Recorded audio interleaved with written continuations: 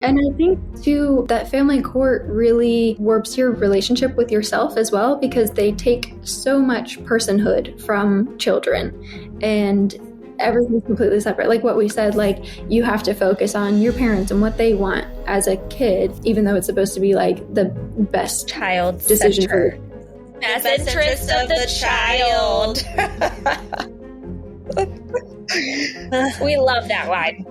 Exactly. And so it strips you of your identity, because your whole thing becomes about like placating the parents and the family court and like all of that. You don't get to be your own person. That's such great insight.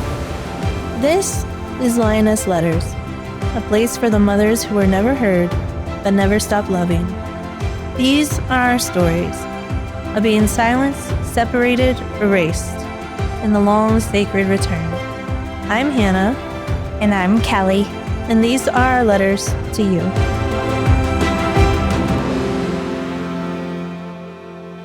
Hi, Ally. Welcome. Thank you for being a guest for us. Of course. Thank you for having me.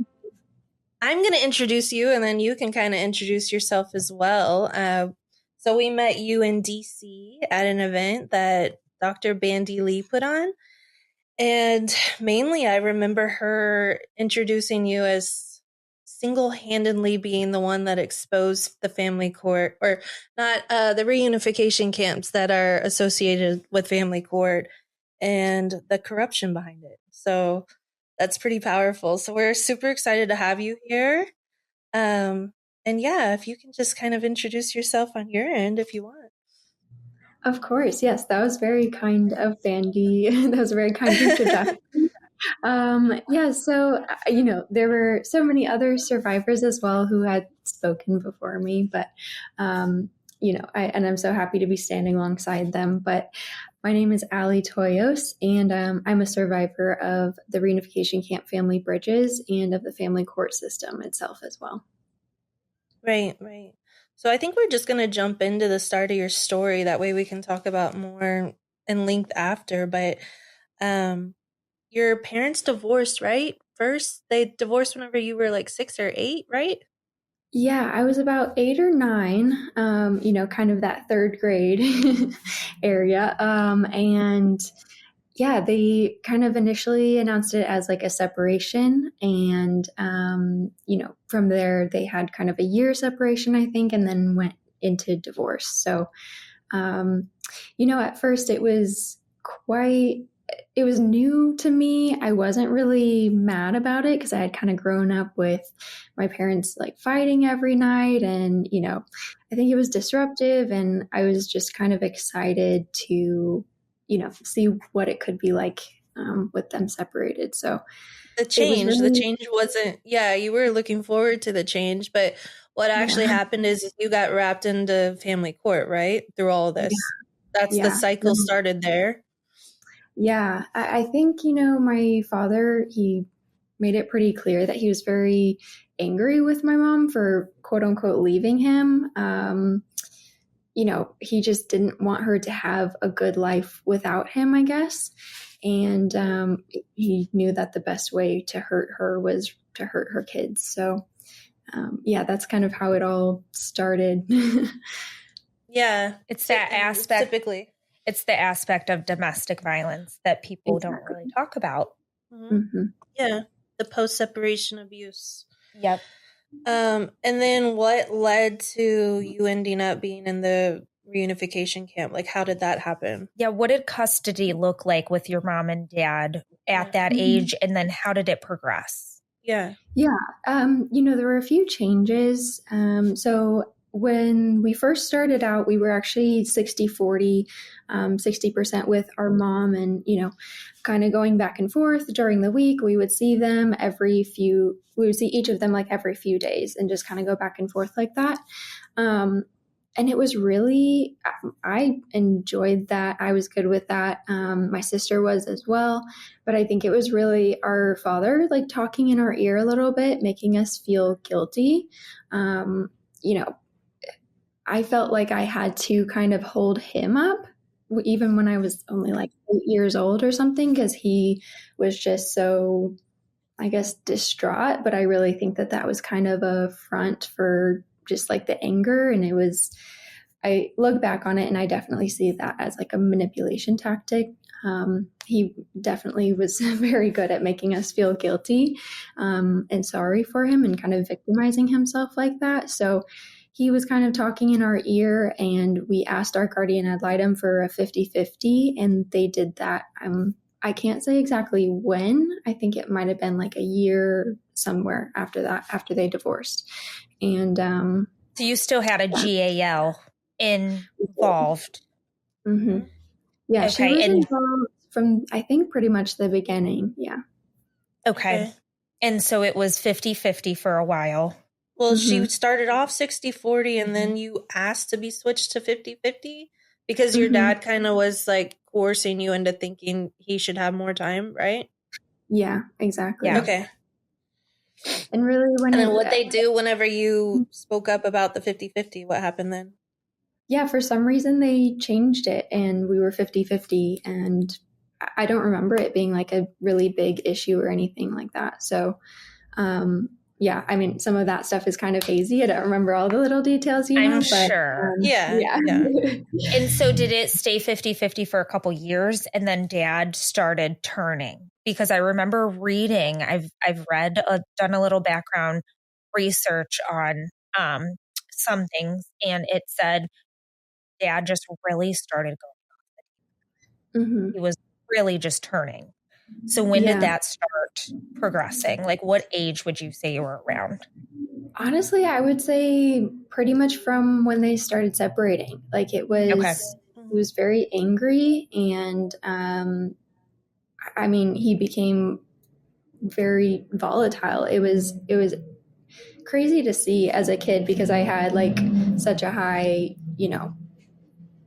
I guess I respected my father and all of that stuff. I didn't think he was a bad guy, anything like that.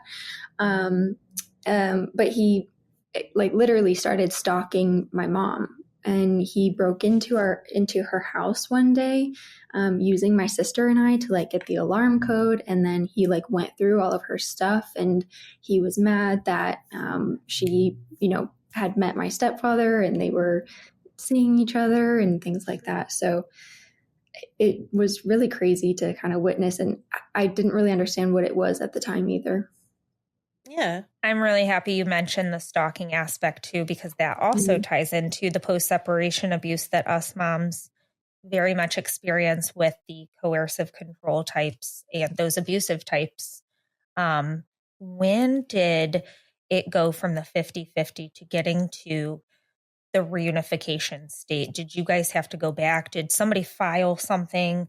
Either mom or dad filed something, and then you get back into the serious process. Right. With the reunification.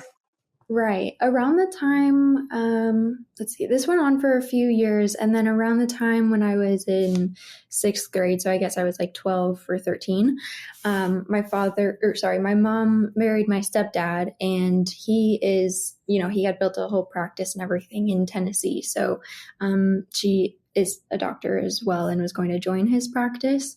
And they, she was moving to Tennessee, and we were still 50-50 at that time.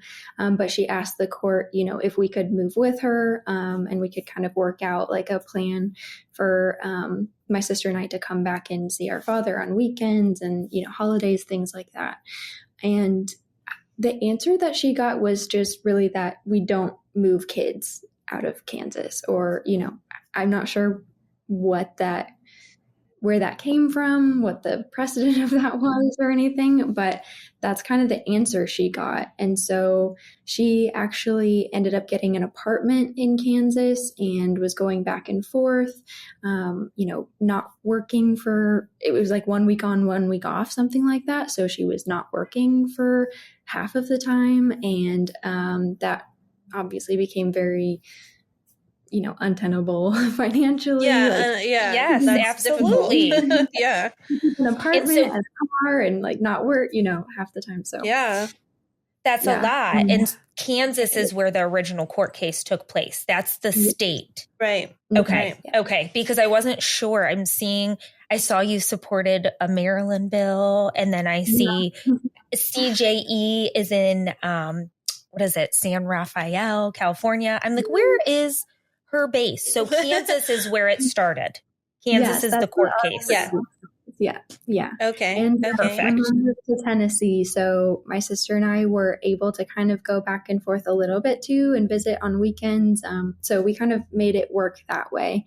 But, after a year or two of doing that, it just wasn't sustainable. And so my mom had to just, kind of give up part of her parenting time because the court still wouldn't let us move.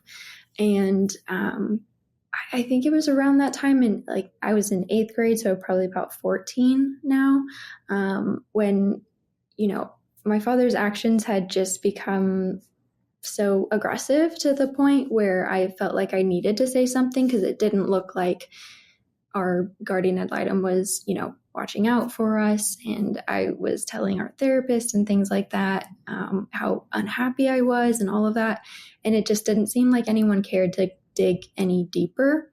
And so I finally told our guardian ad litem and therapist, and that our father was abusive and all of his actions seemed like just really aggressive and hateful and all of that. And I didn't feel safe with him.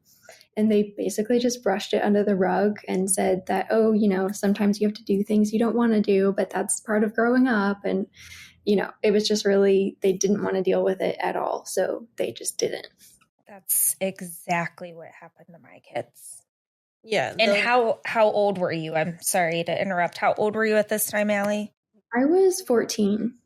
And, it just really had gotten to a point. Throughout my middle school years, I guess, I was just kind of waiting to move. I was like, oh, surely they're going to see something, see how unhappy we are. And they're going to let us move because they know that kids need to see their mom as well. And they just didn't. So, and then when we were only living with our father, pretty much full time, able to see our mom every other weekend, it was just really kind of boiled over. We needed something to change. So, yeah. So then what was the big move that started the catalyst of everything happening? Getting into that.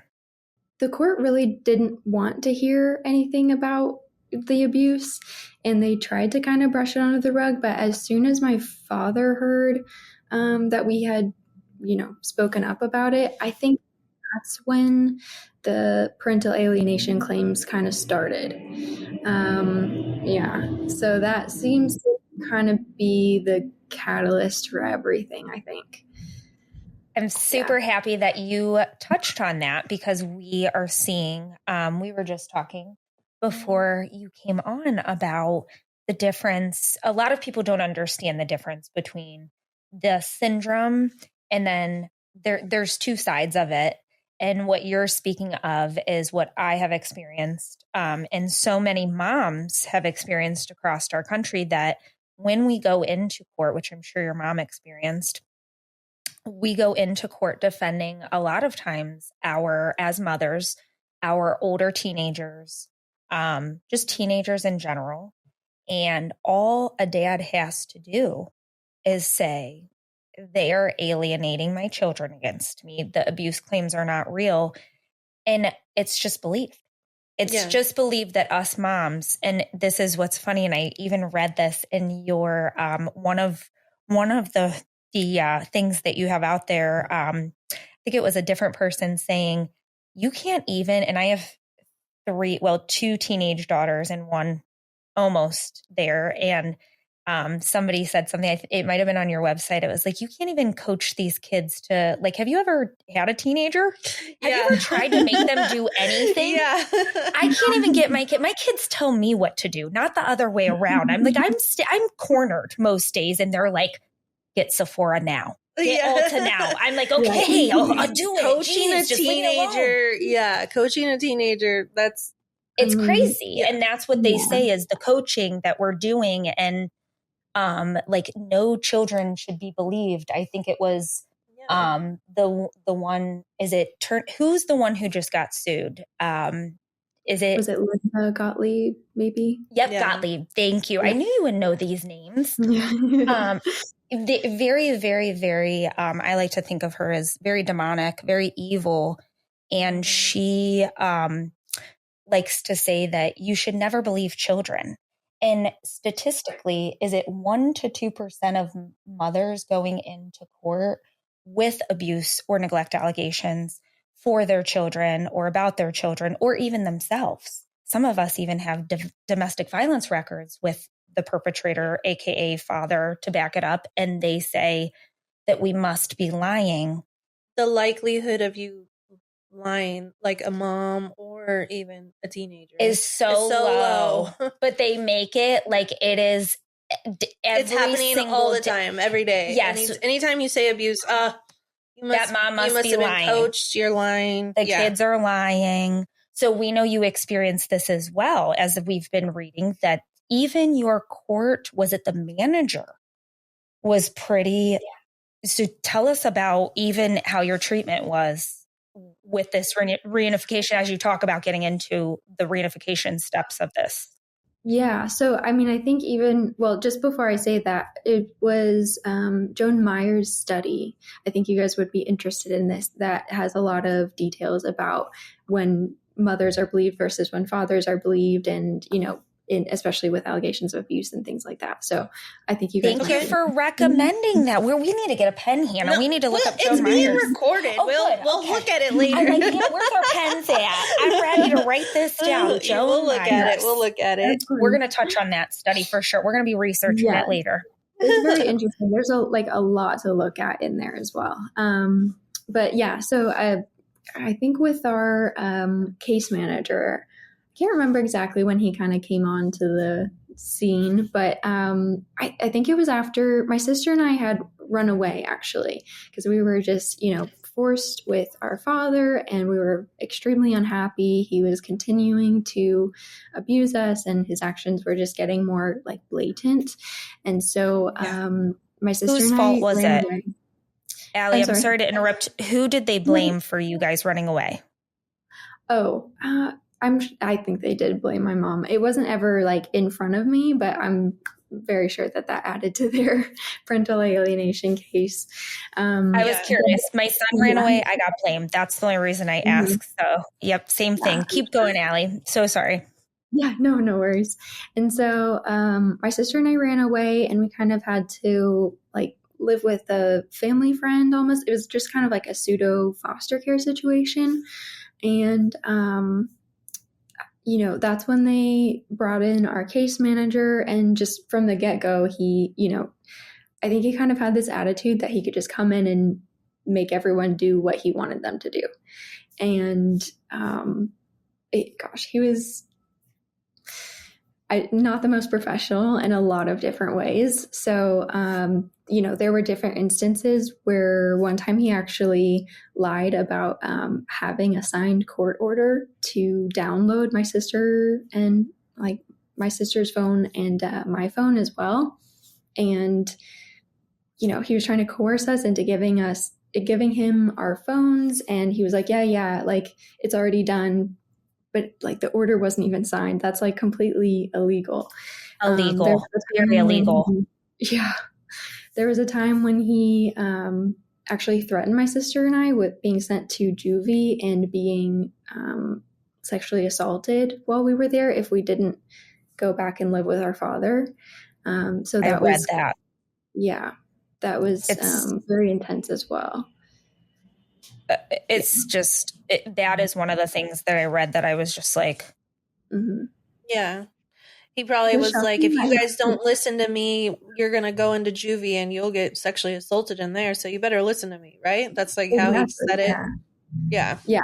It was really just this vibe of, I mean, especially with like the reunification therapy and everything like that, it was very much implied, probably also like kind of explicitly just said that it was like my sister and like my fault that we were there in the first place, and that we were just being dramatic and we were being disobedient, and that everyone in the court, like our father, the therapist, they were all just there, playing into this charade to placate us. But like the undertone was that we could be physically forced to do whatever they wanted us to do. And it was just, I don't know. I think I have a lot of ideas about how you should try to reunify a parent and a child. And I think that the reunification therapy that a lot of therapists use, like that kind of system, and then also the reunification camps, they just have this idea that like children are property as well. It's kind of stemming, I think, still from the family court ideas about how they treat children. And it's just very evident. Like you can't coerce anyone into a loving relationship. That just doesn't work. Yeah. It does not work. Yeah. They're like, listen to us, love your dad, tell him you love him, and this is how we'll fix this problem, and force you into it, and you just need to listen. Yeah. We do. Okay, so then what happened? Was there an order put in? What happened that made like the big thing happen? Yeah, so it was, I think, about a year of my sister and I refusing to live with our father.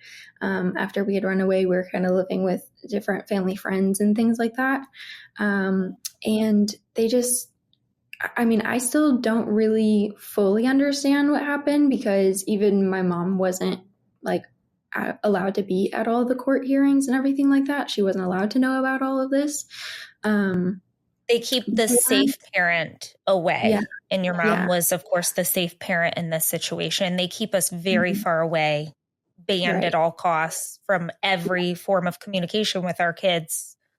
And Yeah. And they violated like my mom's due process and everything like that with, keeping her out of the court hearings. But they had, this like week-long court hearing, and they brought in an expert witness. His name is Dr. Robert Evans. He is from Florida. I, to this day, have never met him, but he said that undoubtedly my sister and I were alienated, and that our mom was, brainwashing us and abusing us and forcing us to believe all of this stuff about our father. And like, we never met the man, and he never talked to my mom before testifying. I wonder how much money he was paid. Yeah. No. Sorry. I just had to add that. Yes, exactly. So, he was hired by my father. My father gave him all the evidence and whatever. So I think we can all see what happened there. We had one of those in our case too, a real expert. Right, exactly. So, no matter what my mom said, it was all construed as alienating behavior and all of that. You know how they play their game that way. And then my mom wasn't allowed to have the court order that said we had to go to Family Bridges. They did. She couldn't even have the physical order? Right, I know. That's shocking. Around that time, our case became sealed. My case is sealed. Okay. Yeah. They love to seal our cases. It was strategic. It was strategic, yes. Very strategic, yeah. Yeah. And so they did it very secretively. They said, okay, you guys have to stay in Kansas. Like it was like the end of the school year in May. We were supposed to be going back to Nashville for like summer stuff, And then they were saying like, you have to stay in Kansas for at least like another week or something. I don't know what they said. So my sister, my mom, and I were in a hotel, and we got a call that we had to go the next morning to like this municipal building. It wasn't exactly like a court building, but it was like one of their offsites, or I don't know. Anyway, so we show up and they force us to go with our guardian ad litem into the building, and our mom's not allowed to come in with us. And they said, just say goodbye. Like, you don't know when you're going to see her again. and walked us into the building. We had to leave, we had all of our stuff with us. We hadn't really been living anywhere permanent. And so we had all of our stuff with us, and we were like forced to leave it and go through kind of like a security metal detector situation. And then we were brought back into a conference room where the case manager was sitting, and there were 4 other people in there as well that we hadn't ever met before. And our case manager just told us to do what they say, and that everything will be fine. And then we were escorted out of the building by like some of the security officers and the 4 people who ended up being the transport agents. And we were taken out the back into a parking lot. And my sister and I were separated into 2 separate vehicles. And we were then driven to St. Louis first. We weren't allowed to know like where we were going, or, just kind of like the next leg of the trip. We weren't ever allowed to be alone. We couldn't close the bathroom door. Like all of these things. You're on parole. You're a kid on parole. Yeah. Like, that's crazy. And obviously, what would you describe your feelings through that? Like, you were scared, right? You were terrified. I was terrified, but I was also just so like dumbfounded. I thought I was being like, what's going on? What? Yeah. You were like, is this America? Do we live in this country we live in? We don't have these kinds of legal kidnapping things happening. No, I know. Because at that time, like my stepdad, he was, watching kind of like the Taken movies and had kind of the family watch the Taken movies. Such good movies. I need my girls to now. Like, you're like, am I in a movie right now? That's literally what it is. It's terrible. How old were you at this time? Were you still 14 or 15? I was 16 now. Yeah. She was 16 now. Yeah. Because whenever she went to the reunification camp, she was 16. Yeah. And at 16, so I have a 14 and a 15-year-old daughter right now. Mm-hmm. At 16, you can't possibly know. You're allowed to drive. Mm-hmm. You are allowed to make extreme adult decisions on the road that can affect other people, but you can't possibly know where you want to live. Yeah. Right. I mean, it's not even just like, yes, driving, but also at 16, they're expecting you to like plan your entire college career at that point. Yes. So, yes. Because you're basically a junior. Yeah. It's time to buckle down. I know. Yeah. Like, but you can't possibly know that your dad has done anything wrong to you, because that would just be crazy. Yeah. Yeah.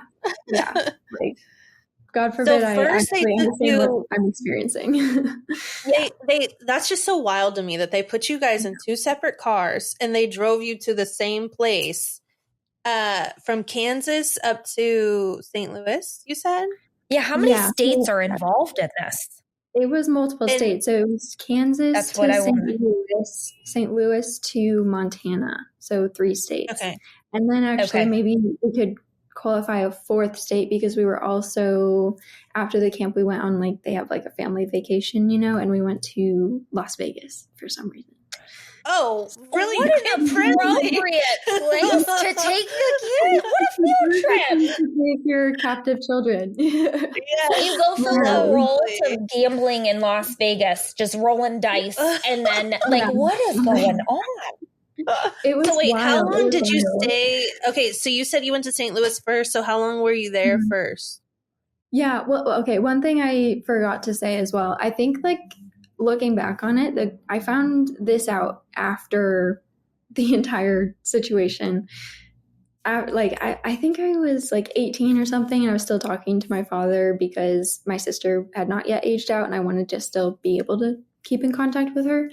But that's how my oldest he was is. trying to make me feel better about this whole situation, because he said, oh yeah, I was there in the parking lot. I was sitting in my car there in the parking lot, and I watched you guys get taken out of the building and put into cars. And like, it was just the hardest day for me. And I was like, this is my ex-husband to a T. Let me cry about it for you? Like, what do you want here? Narcissism. Thanks for the trauma, Dad. Thank you so much, Dad. We're sorry it hurt your feelings. It's just so icky too. I'm like, you just watched your children get kidnapped and did nothing. Yeah. Extremely His favorite line traumatic. is, "Oh, I didn't know what was going to happen." Okay. The way they justify things, it's just a very those crazy personality way of thinking. I swear. Yeah. Those personality disorders. We can have a whole thing on just that.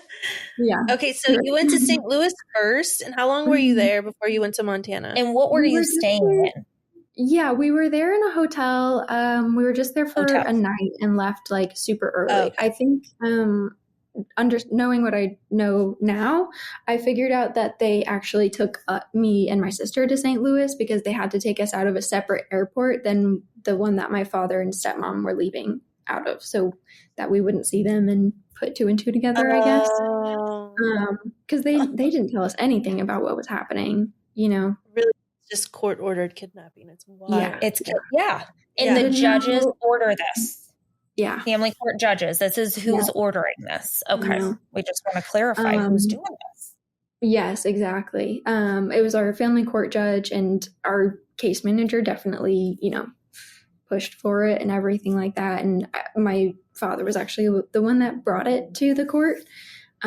So this was his idea because he knew that reunification was a possibility. And he said, I think my kids are ready for this stage. Mm-hmm. Honestly, it's a whole game plan that they have. The Family Bridges, especially, they've got their whole system down. They know, they have their expert witnesses. They know what they need to say in court and all of that. So they have everything pretty much, settled before they even get ordered. Yeah. Yeah. So then you fly from St. Louis to Montana. That's how you got to Montana. And I think for a lot of people, they hear reunification camp and they think of cabins in the woods or something like a camp. But you really were in like a hotel room the whole time, right? Mm-hmm. Or where did you stay? Yeah. So we were actually taken to, this is the best part, the Come On in Bozeman, Montana. And it's basically just like a little, well, it's not even little. Is that like a Smoky Bay retreat? Kind of. It's basically like a Bass Pro Shop turned into a hotel. If you can, there's dead animals everywhere. They've got like a nice koi pond, waterfalls inside the hotel. It's like Opryland. Yeah. Nice. So, okay. That's a fun place to come get traumatized. Yeah. So we're there. So you're never going to the Cabela's again. I've got a Cabela's card. I love the Cabela. She is never going to any of those stores ever, which I would not either. How scary. Yeah. I know. Wild. And it's surrounded by families on their vacation, like their summer vacations. And it's all just so surreal. And I think they do that actually. Well, I know they do it in part to avoid having an actual building that they own and stuff, so that they don't have to have regulations and be, certified or licensed with anyone. And then I think another reason that they do that is actually so they can keep kids in line more. You can't freak out because there's people around, Yeah. Yes. Yeah. That's really insightful. I think a lot of what they do has a secondary motive as well. So, but you're surrounded by families on vacation, having a good time. They're all happy, and you're sitting there are you I've been kidnapped right now. Help me. Yeah. They told us that this is another thing. They used my sister and I kind of I don't know, to keep us in line as well. So they separated us and we weren't allowed to see each other except if we were good, and that meant not telling the TSA agent that we were being kidnapped, or not, going into a gas station restroom and trying to get help from the woman in the other stall, anything like that. We were, it was just, it's just abuse tactics. If you speak up, you're not going to see your sister. It's what we teach our children, that that those are the monsters. Those are the people that if somebody tells you not to tell, you tell. Yeah. And that's, you mentioned something about, I want to know also, this is one thing I want to know because it's tied into this. Telling your kids to trust in adults, like judges, court professionals, and then they go and testify and the opposite happens.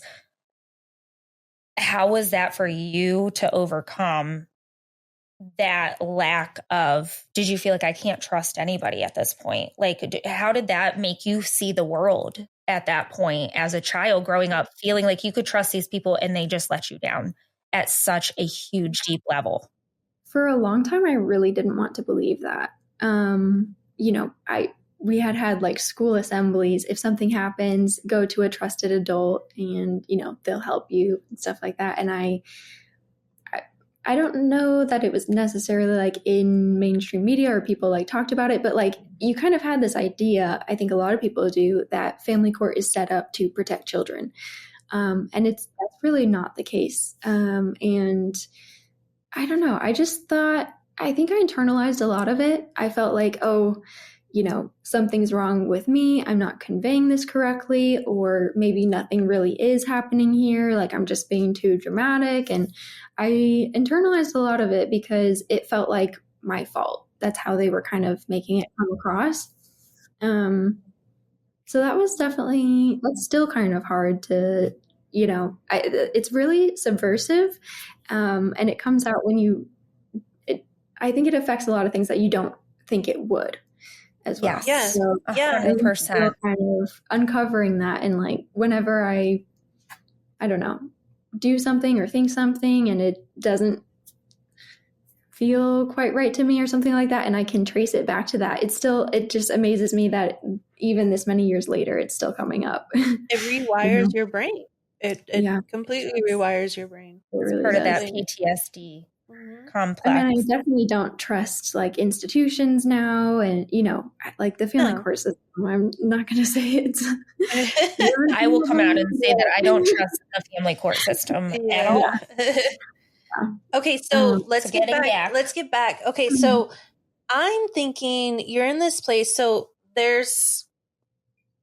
you went to Family Bridges, right? Mm-hmm. That's the one that you. Okay, because there's a couple I'm thinking that there's some people there that are in charge. So what? They're just like staying in other rooms and like watching over y'all? Yeah. So at first we're there like for one night with still the transport agents, and then the next morning we're taken to there's like a conference room in the hotel. So we go there, and at that point we still like didn't really know what was happening. I think my sister and I both kind of assumed that our father would be on the other side of the door, but like, I don't know. I feel like I still didn't want to believe that nobody was going to protect us and nobody heard how much we were like hurting and what our father was doing and things like that. But yeah, so he ended up being on the other side of the door with my stepmom, and there were 3 reunification camp leaders there as well. It was Randy Rand, who actually owned Family Bridges at the time. And there's always a Randy. I'm sorry. I have a Randy. Yeah. Randy. Oh. Yeah. And then Kelly Voyich and Kathleen Cullen Rock. So Kathleen and Kelly are both from Bozeman, the Montana area, and I've worked closely with a lot of people in Montana as well. It's a real hot spot for Family Bridges, especially like they've kind of set up camp there a little bit because the judges are known to be kind of favorable to Family Bridges for whatever reason. And I did not know that. Yeah. Yeah. So Montana is becoming a hub for this. Yeah, it was. Yeah, it was. I don't know. I mean, I know there's still like a lot of people there now that are like supportive of Family Bridges, but there's also a really big movement, and they're working on a reunification camp ban bill there as well. and to kind of God. get the bad judges out and all of that. So, yeah, but it was just I think that whole community was very supportive, or not the whole community. That's the wrong thing to say. But like, if I had gone to the police or something there, I don't think they would have thought twice about sending me. No, been like, okay, The corruption seems to be running like they're all in each other's pockets. Exactly. And that's kind of the same thing I've heard about a lot of the troubled teen industry camps in Utah. Like, they're out in the wilderness, whatever, but if you manage to escape and make it to a town, they don't care. They're all interconnected. Like, the police straight back. Yeah. Exactly. That's what I was wondering. What states are really prominent in this? Because so far out east, being in Ohio, I know they're trying to become Arizona and Ohio with SB 174. But I want to tell you one thing really quick. We have no idea what is going on out west. My friends still very much look at people that are going through reunification camps, or people that are going through this, or moms losing custody of their kids. I'm kind of the only one like bringing it to attention over in my area. What states are real hot spots for these camps? Because in the East, people think that that's like some other world away, but it's right in our backyard. Exactly. I mean, honestly, like, it kind of comes from everywhere. I think my sister and I were the first case in Kansas, but, there's a lot of states where it's not very many kids coming from there. But then there's some states like Montana where it's very much kind of embedded in there. I think California as well. That's where Lynn Steinberg was. And Family Bridges was kind of actually based out of California, but then they did a lot of work in Montana. And then Linda Gottlieb was based out of New York, actually. So there's definitely been some from there. I know a few cases in Georgia, and honestly, like a few from everywhere for sure. But then I think kind of the biggest states are probably California and Montana over there. Yeah. I've heard of California, but Montana is definitely something I'm learning now for the first time. So back to when you were in Montana. So then how did that progress? You see your dad on the other side. Mm-hmm. And what happens? Basically, kind of from the moment we walked in there, I don't know. I just remember my stomach like completely dropping, and I felt like I couldn't talk, and, kind of all those things. I was just kind of shutting down a little bit because I felt like I knew maybe a little bit of what was coming.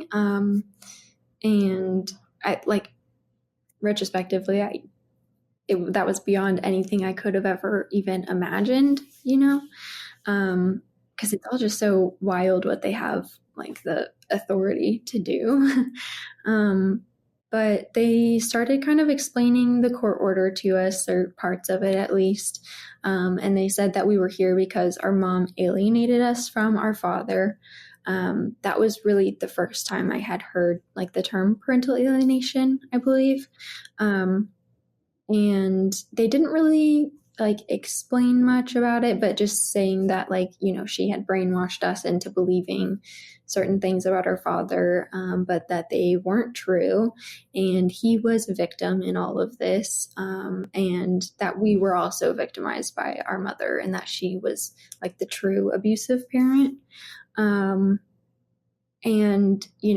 whenever my sister or I tried to speak up and say, like, that's not right, like, these are our experiences, we don't feel safe with him, like, all of this, at that point we kind of, I'm not going to say we had it like rehearsed, but like we had told so many people who just didn't want to hear us that we were, I guess, getting better at like trying to convey what was happening. But it just didn't, it landed on deaf ears, you know what I mean? They were not wanting to hear any part of that. And they just said, this isn't a place for therapy. and they wouldn't even call it. Every time I like talk about all of this stuff, I feel like I understand it in a different way as well, So Really? it's interesting. Yeah. It teaches you so much. I'm learning so much. And I, like you, didn't think this was going to be my whole life, I know, right? But it has to happen. It's revolutionary what we're doing. And I know I know that it's going to change in our lifetime for sure. I just don't know how, but I'm like, this has to happen. This is like any other revolution in time. Like like us breaking away from Great Britain, the Civil War, the women's rights movement. It is so crucial for this to happen for generations to come because it's not okay. No. I agree. Yeah. It is just so bad. We can't even believe that we live in this country and it's like that. I know. It's nuts. It is nuts. I'm like, how women and children have no rights, and it's insane. And we run the world. Moms run the world. It's I actually have been reading like a little bit of what book is this? Oh, the Caliban and the Witch. I think that's what it's called. Okay. I started reading that. And it's kind of a whole book about how capitalism thrives off of like misogyny and keeping women down and everything like that. It's a very interesting perspective. So it is our patriarchal society. Yeah. It's not good. I know. I thought too, what we're seeing, what is so crazy to us is the women mother judges. I have a mom judge. So us moms, we go and we're like, no brainer. Yeah. Like I voted for her. We wanted her to come into power because we're like, she's a mom of 3. She's one of us. She gets it. She took my kids faster than any man has ever done in my life. Like it is crazy. That's exactly what happened to us too. Our judge was a woman. Troll because he rode off of your mom's coattails because I have that going on with my life too. Yeah. And he couldn't let that go. Your mom is the red carpet that rolls out for him. Why would he let that go? He's got to take control. Yeah, and it was honestly like killing her as well. She worked so hard to just keep up with like the life that he wanted to create, kind of. And she, when we were kids, she wanted to be able to send us to private school and stuff like that. But he never worked. He spent a lot of money, like to kind of create, like he was very much about his image, he wanted to like most of them are suburban family. Yeah. Those cluster Bs love their image. Those NERC types, mine very much loves his image. So she got so sick so often that she actually had to have her tonsils removed for her birthday, like 2 years after they got divorced, something like that. Because of the stress. The stress. That was like the internalized stress. So she had like a couple days off of work for like the July 4th holiday, and then that's when she did it because otherwise she was just working nonstop. So oh my gosh. And she's a Cancer. I already know because I have a July baby, and those Cancers are so sweet and chill. She's at the end of July actually, so I think she's a Leo. She's a Leo. Oh, I love a Leo. I'm right after. I'm a Virgo. We're very hated, so we probably my dad is a Leo. Yeah, I love a Leo. Okay, well, let's jump back into while you're in Montana. I think that's kind of where we were at, right? Yeah. So they were, going through the court order and just kind of explaining. I think we talked about that. That our mom was the abuser, and that our father was victimized. That my sister and I were victims of hers as well, and really just kind of very early on in their process, trying to kind of plant this seed of doubt that my sister and I didn't actually experience what we experienced. And they kind of explained this whole thing, said that there were going to be, there was a 90-day no contact order that would be put in place after the camp part of it was finished. And that my sister and I couldn't talk to anyone associated with our mom. We couldn't talk to our mom, for a minimum of 90 days, they said. And they said it was completely contingent on our behavior, our success in the camp, and all of that. So, it was really hanging over our heads that if either of us tried to reach out to our mom, if we did anything that the camp leaders or our father didn't like, then the no contact order would be restarted, and for both of us. So it wasn't even just yourself having to suffer through that, but your sibling as well. And that's a lot of pressure too. Talk about parental, that right there is the definition of parental alienation. It really is. They alienated you from your mom, not the other way around. I think that's even just kind of the surface of that behavior that I saw in them. Because they also, they just straight up were saying negative things about my mom, and trying to force us to say negative things about her as well, and all of that. I think that's textbook parental alienation. Yeah, right? It is. Yeah. We go through the exact same thing. Go ahead, Ally. Yeah, and when we were younger, my father had even he called my mom a slut, and was really racist towards my stepdad, and said our mom didn't love us, all of these things. So it's just that his parental alienation didn't actually work on us. Yeah. And they don't care about because we have our story is so similar to yours, Ally, and I relate to your mom so much.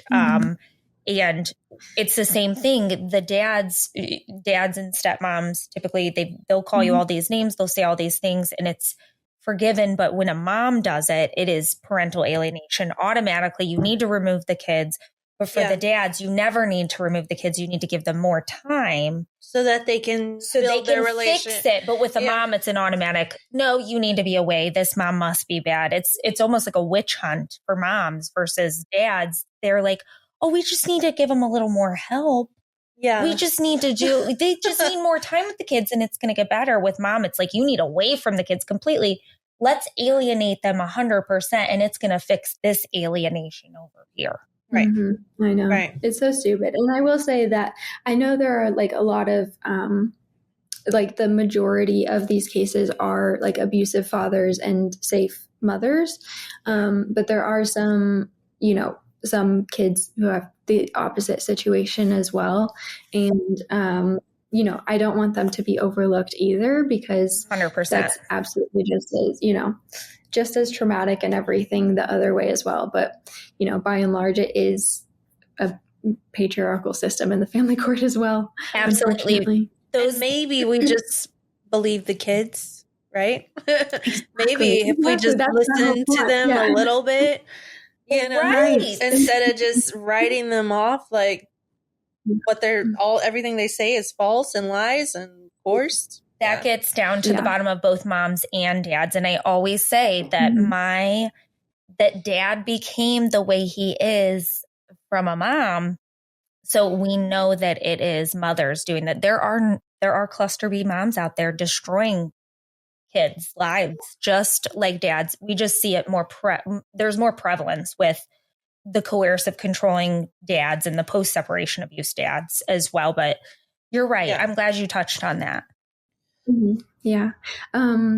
Because I've just had kids come forward there was a whole movement, unfortunately, within our, kind of advocacy community, trying to only focus on safe moms and stuff like that. And I heard from a few kids that, they were uncomfortable with that and didn't know how to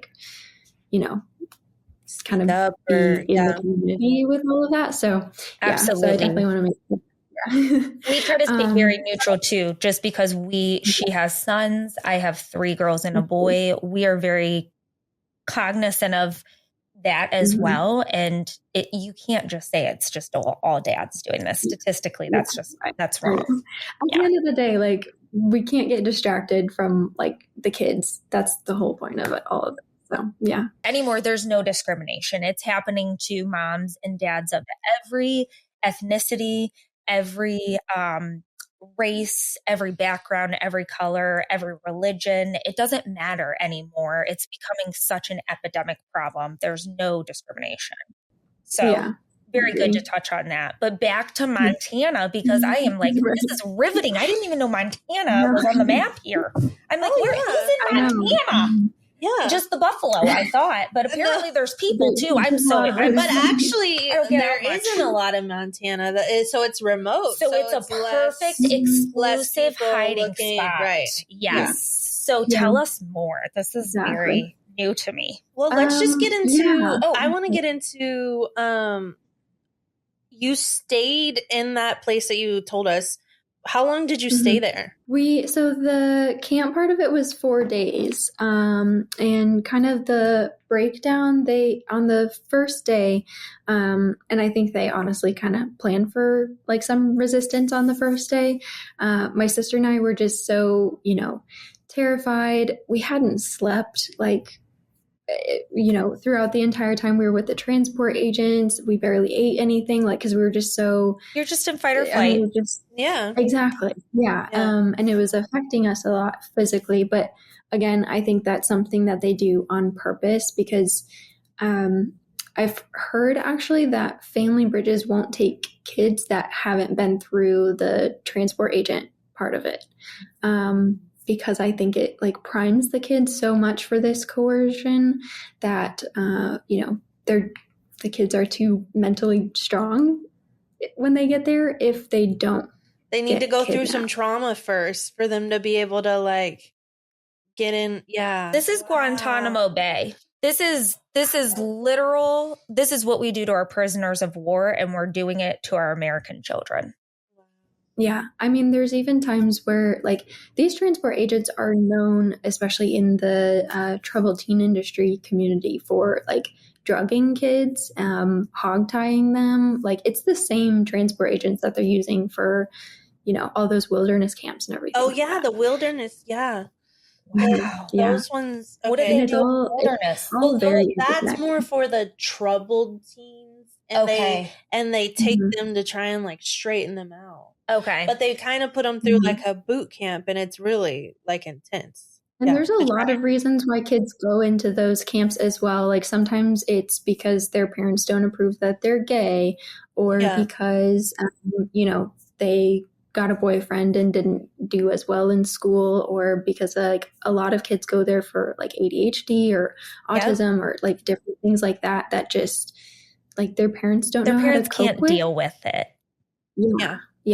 And they definitely can't deal with it in like a healthy way. So, And I mean, some kids have, been on drugs and things like that as well. But again, like hard labor and these very abusive, like boarding schools and everything like that. None of this is actually, and like the reunification camps, I lump all of this together. None of this is actually beneficial to the kids. No, it's just making it easier for the parents to like deal with it. Yeah. So yeah, they're like, here, help us abuse our children and coerce them and get them in line to listen to us. And I mean, the reunification camps, I think, create kind of this whole like system of like allowing the abusive parent to buy back the custody of their kids. And they do this through like coercing the kids into like silence and compliance so that they're easier to abuse. They financially drain the safe parent so that they can't fight back in court. They also just make it impossible to fight back in court because, again, anything could be construed as parental alienation if you frame it right. With no evidence. There's no evidence ever attached. Yeah. There was a mom in Montana who sent her kid with like a snack and a toothbrush to the kid's father's house. And that was taken as evidence of parental alienation because she didn't want her kid to be hungry in the afternoon. Oh, she was trying to like have a toothbrush. Ugh. I've seen like that's how far they're willing to go. They don't actually have to have any logic. There's no reasoning why we're on supervised visits and why we lose custody of our kids. I have a mom in my county and she was told she was too organized and she takes too many notes. And that's why she lost custody. But they are in our county, we're all mentally ill because we have one therapist. She's not even a psychiatrist. She's doing all of the psych evals and she works hand in hand with the court. So the court just tells them, make this mom this, make this mom this, make this mom this. And it's a constant money stream because us moms are not going to stop fighting for our kids. Yeah. Yeah. And that's kind of how it is in Montana as well. So the two of the workshop leaders, they called it a workshop. They were, so Kelly Voyage is actually a lawyer in Bozeman. So she works as a guardian ad litem, I believe, there. So she works with judges to get kids sent to family bridges, turns around, gets paid to do the family bridges. And she's double dipping on both sides of it's a no-brainer. That's what CPS does. That's what foster care agencies do. They make millions. And then Kathleen Cullenrock, she's a therapist is how she introduced herself, but she said, absolutely, we're not doing any therapy. This is like an education. So they called it an education. I think one in part because then it's less like liability and, like they don't have to have as many regulations and whatever on it. And then two, because Randy Rand actually lost his license to practice psychiatry, I believe. Oh, of course he did. How'd that happen?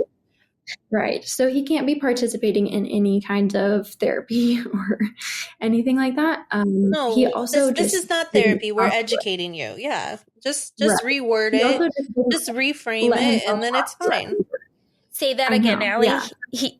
Well, he also just didn't let himself talk to us either because he didn't want anything to be framed as him.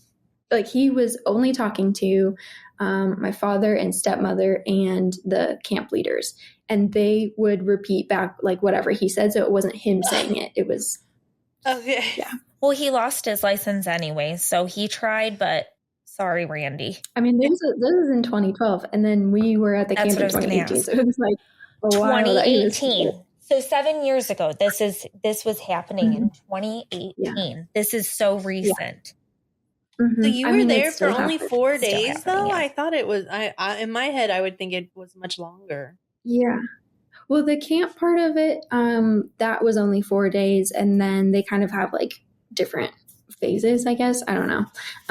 So the first day, my sister and I were obviously very resistant to going along with their program, and they threatened us with being sent to wilderness camps, being institutionalized in like a psychiatric facility, and for what? Or being sent. Okay, just whatever they come up with. Yeah. I'm like, what's your diagnosis, Ally? Being a kid? Yeah, or being sent to foster care, and they said they were going to separate us, and we wouldn't see each other or our mom until we each turned 18. So, yeah. And how long did that last for the reunification? So you were 4 days there. Where did you spend the rest of the time? Because there's 90 days no contact with your mom. Where were you hanging out during those 90 days? And then what happens next? So we went through the whole 4 days at the camp. And then wait, I want to stay on those 4 days. Can you just tell me? Yeah.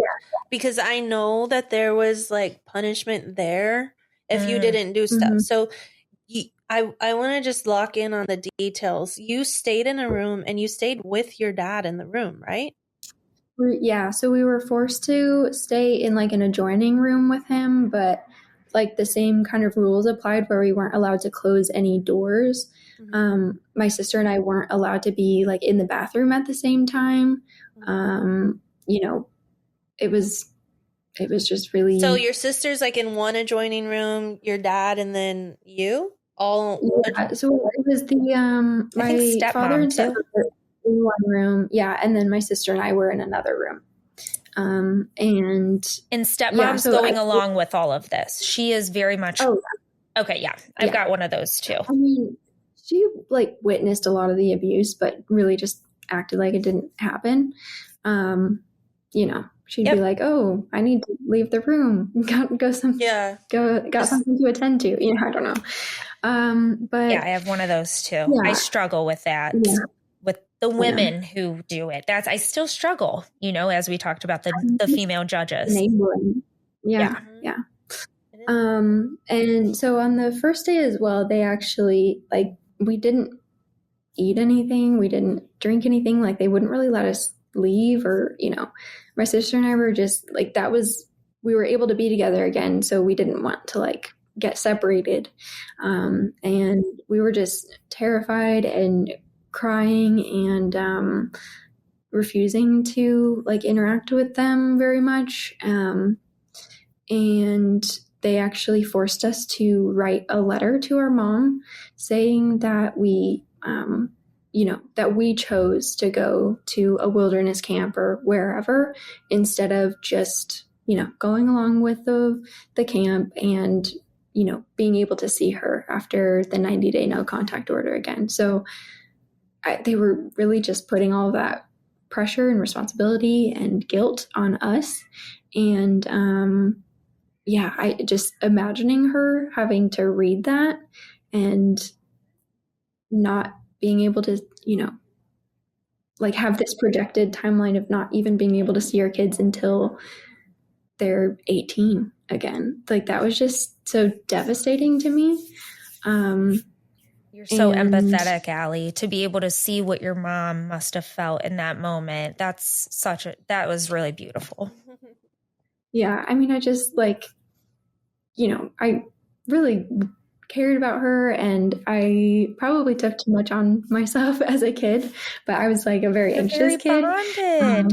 Yeah. That's Yeah, exactly. I mean, I don't think it's but kids in that situation they end up feeling responsible. Like they do. Like she said, she was feeling responsible for her dad's unhappiness. Yes. But then she was also feeling responsible for her mom too. So yeah, that's a lot to put on you as a kid. Exactly.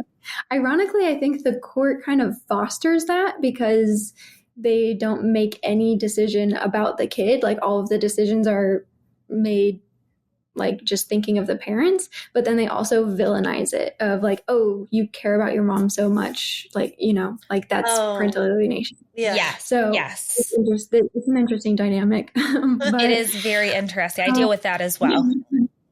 Yeah. So what that and then did they do though? I know they withheld food, right? Like if you guys didn't do the program, they would withhold food and what else? Yeah, they were withholding food and like water. It was just, I don't know, it all felt very like, and we couldn't sleep, I don't know. All of it was just very not torture. Anything that I think could torture. happen in real life. Yeah. Yeah. Wow. I know. And this is legal. It was really using us against each other as well. Like, oh, you have to protect your sister, so you guys should stay together and go through the camp, and stuff like that. So, yeah, I think that's like they intentionally do that with siblings as well. Yeah. Yes, absolutely. Manipulation. Yeah. So then you had, after the 4 days are up, you had a 90-day no contact order with your mom or anybody connected to your mom, is what they told you. And they said, if you don't go by the rules, we'll extend this 90-day order. So you felt a lot of pressure on yourself at that time. Okay, if I'm good, I can see my mom and talk to her in 90 days, right? So then what happened there? And so the threats of being sent to a wilderness camp and all of that were still like, kind of implied. And so the whole 4 days, they put us through this like education where they basically just tried to convince us that our experiences and our memories weren't real.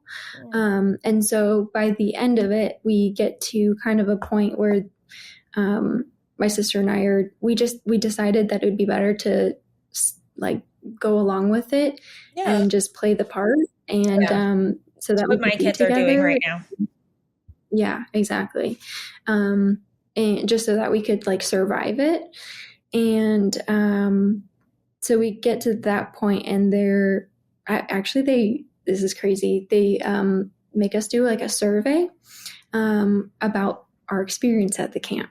And they ask us, do you think that, you were treated with respect by the camp leaders? Do you think that you were safe? Do you feel like, Allie, I'm blown away. They're like, how was your experience at Disney World? Yeah. That is crazy. That is crazy. Oh, the audacity. And all the while they were walking around behind us, making sure that we filled it out exactly how they wanted us to, because it's not 5 anonymous. stars. Yeah. Either put this 5 stars or you're not eating again. No more seeing mom again. Right. Yeah. Or or that reunification, the 90-day order is going to restart, or you're going to be sent to a wilderness camp, or, like all of that was still hanging over us. And so after that, we went on the vacation. We started in the national park that's up there. I always forget if it's like Yellowstone or we talked about this. Yellowstone, yes. I kind of blocked it out of my brain. Yeah, we talked about that national park. Yeah, we started out there and then went to the Las Vegas, and I can't believe you're in Vegas. My ex-husband would be like, let's go to Vegas too. Like, this is a total narc. This will be good dad. For kids. Yes. The city is sin. Let's just throw them in here. Yes. It'll be good. Yeah. I have this memory too of them, so we weren't allowed to have access to any phones or computers or any technology where we could potentially communicate with our mom. God forbid. And they're like, we're doing this for you because we don't want you to be tempted and blah, blah, blah. That's how they treat my kids. I remember being in Vegas and my father's trying to talk to the bell boy or whatever, hey, can you take this phone out of the room? And they're like, no, we have to keep it with the room. It's property of the room, whatever. You know what I mean? He's trying to redo the hotel room, and they said we cannot. Okay. Wow. Yep. Because he had to be very careful. This is I live this life, girl. Wow. It's crazy. It's crazy. It is crazy. Yeah.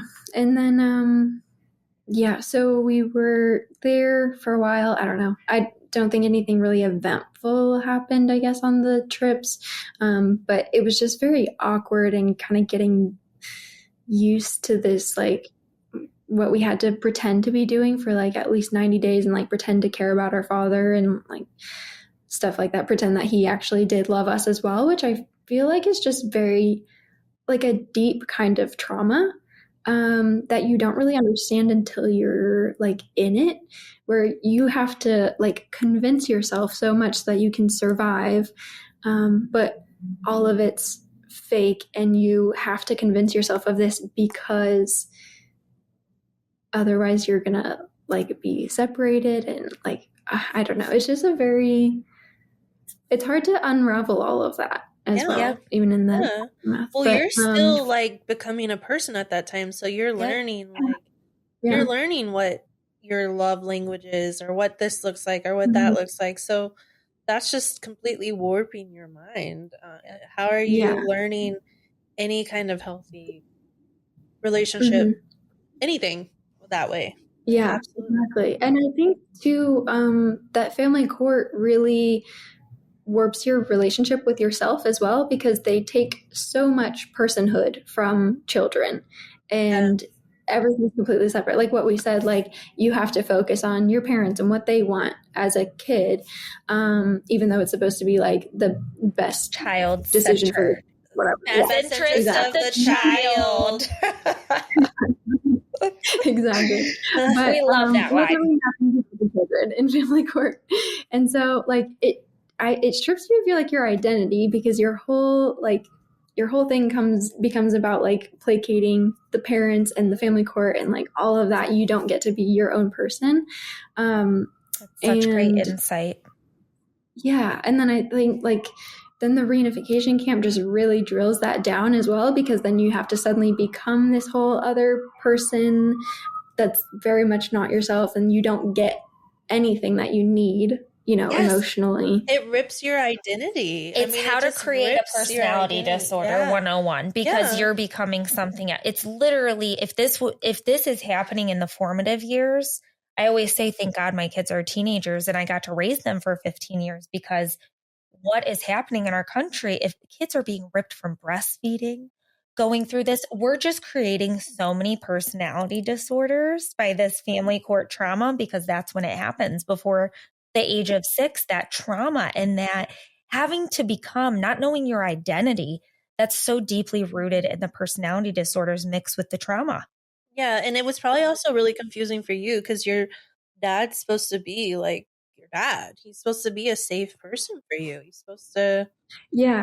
And the thing that was also very confusing is that he, like, to everyone else, he's acting like the perfect father and everything like that, but he just had us kidnapped and like trafficked into his custody.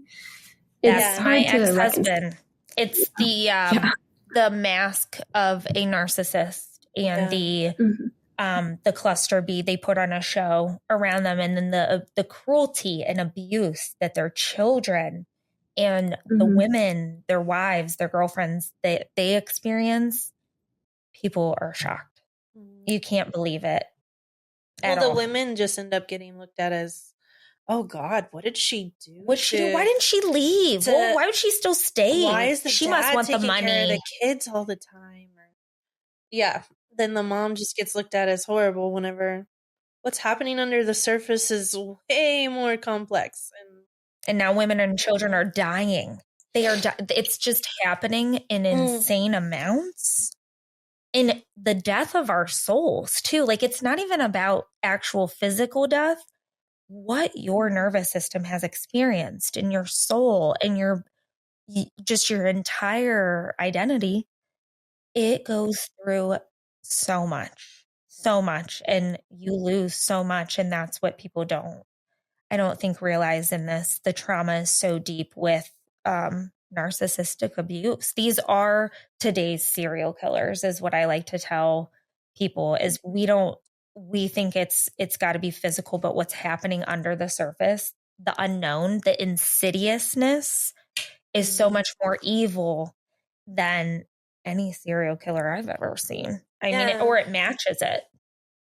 Yeah, I bet Ally, I bet you kind of mourn your childhood, right? Like, you feel like it was kind of ripped from you in a lot of ways.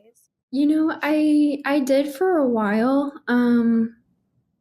There's not that much there.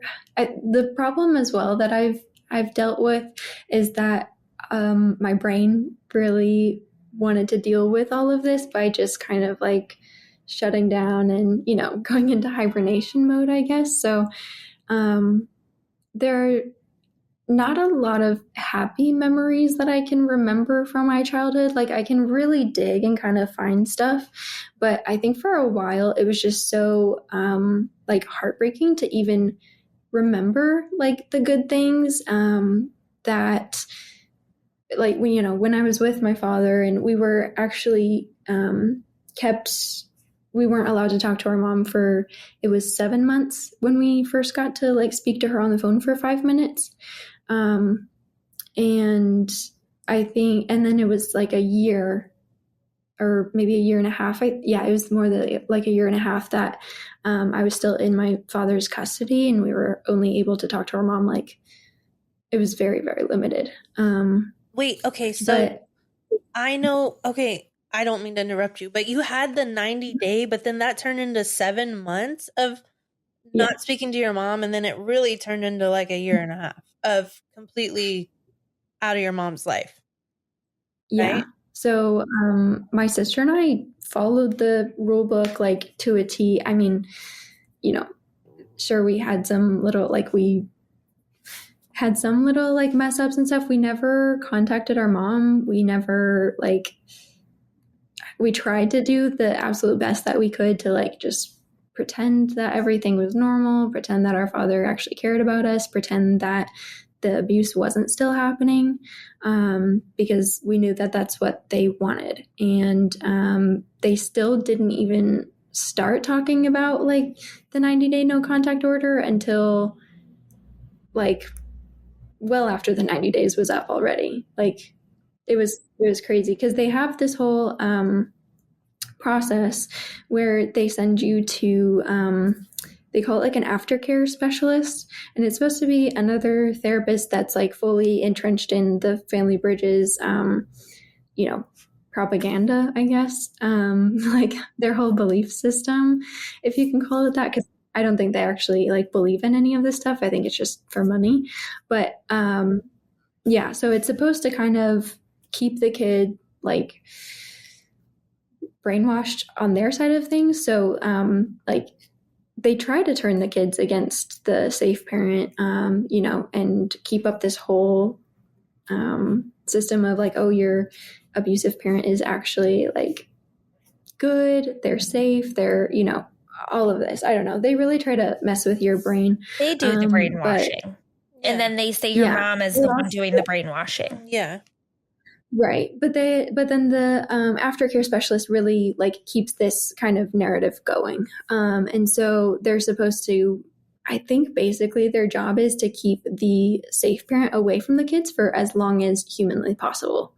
And they have a bunch of different ways that they do that. So first, they are supposed to have the kids like go through this whole, like you have to have like one therapy session like every week or whatever, and you can't say anything that would or like could be misconstrued as you like defending your safe parent or like still being brainwashed or whatever. So they have the kids go through all of that, and then on the other side they have the safe parent like jumping through all these hoops as well. So my mom was forced to write a letter that saying that she was guilty of parental alienation, that she's so sorry that she did all of this, and just like owning up to like all of the things that she didn't actually do, just so that she could see her kids again. Oh yeah, and they make us do whatever we have to do. Yeah. Mm-hmm. So they can have a paper trail that it was necessary. Yep. There's no blame on them. So that, but also they use this letter as evidence against the safe parent, so that the abusive parent can sue the safe parent for the cost of the camp, the cost of lawyers, cost of travel. Wow, how sick. Yeah. That's an even further level of evil abuse to do to the safe parent and the children. Oh my gosh. Mm-hmm. Oh my gosh. Forced to pay for your kids to go get kidnapped and trafficked. That's what we do. We pay the family court tens of thousands of dollars to lose custody. I'm like, I could have done this. I could have done a lot of different ideas if I wanted to do that and save money. So the abusive parent gets to buy back custody of their kids, continue abusing them, have the whole community support behind them because they get to look like the victim in all of this. And they don't have to pay for it. And the camp is Family Bridges is $40,000 for 4 days. And that's not including the travel stuff, paying for like the hotel and like the vacation and the aftercare, like none of that. Did your dad sue your mom for the cost of it? He did? Did he win? Yes, and more. Yeah, she had to settle because he was going to win. Jesus. And his wife is still like $1 million. His wife stands by him to this day. I think they're still together. I have no idea. Oh, what? Oh, Jesus! They always are. They always are. That is just. I cannot. Oh my god. Okay, I want to lock in because for me, I can't imagine how going that long without hearing from my kids. So what was it like whenever you first got to talk to your mom after all, like the 7 months? Yeah, it was kind of weird at first because she didn't know how much we believed about all of this. She didn't know kind of what she was walking into with like, oh, I know they like told you these things. And we also just couldn't talk about like the actual truth.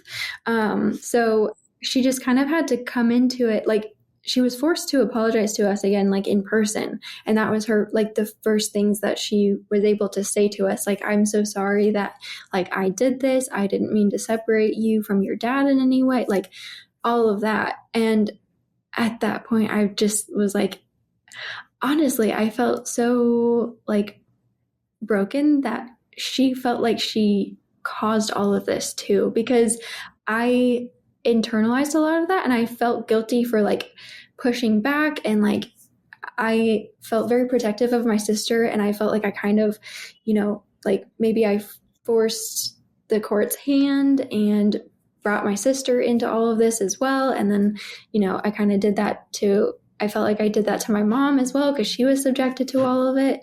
And yeah, it was just really hard feeling like because I guess I knew that guilt, and so I didn't want her to feel that as well.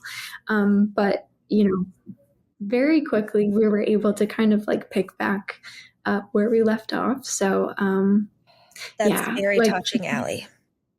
I experienced that quite a bit with my oldest.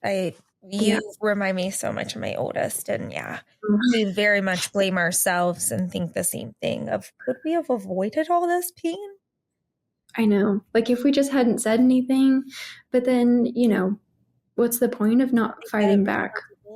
Right. That's so much responsibility for a 16, 17-year-old to take. Like it's not.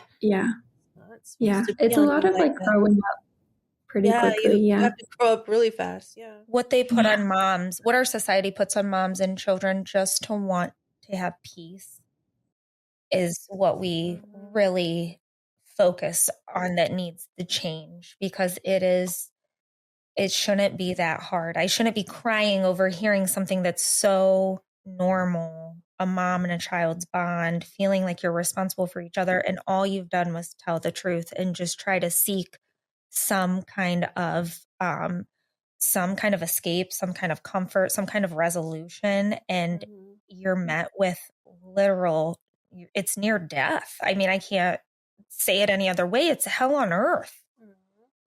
It's crazy, our court system. It is the opposite of good. I agree. This is so evil. Did you stay with your dad until you aged out?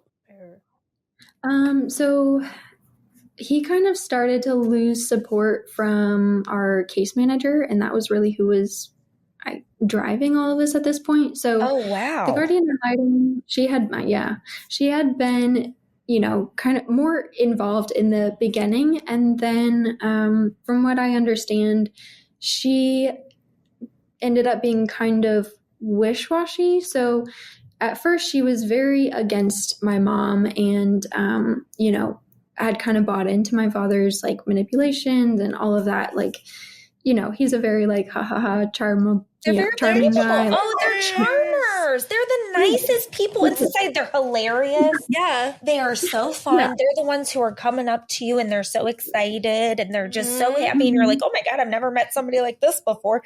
And then boom, your whole life's destroyed. Yep. And so she fell for that, which, I mean, I get it. Yeah. That happened. Yeah. But they're falling for it all over GALs. They can't tell. I have GALs reach out to me. They don't know who's telling the truth and who's lying. Right. They're just guessing. Exactly. Yeah.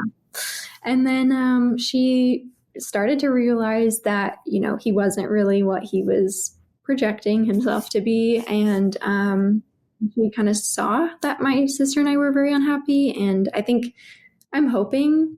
want to say that the abuse kind of like woke her up to all of that. But then by that time, the judge didn't think that she was credible, thought that she was too wishy-washy, and just, didn't really take her word for anything anymore. So then the case manager had a lot more power and say and everything. And that's how I think Family Bridges happened a lot. A lot of that was case manager. Okay. Because he had more say than the GAL. Does the GAL fight for family bridges as well in your areas? Or is it the case manager who kind of...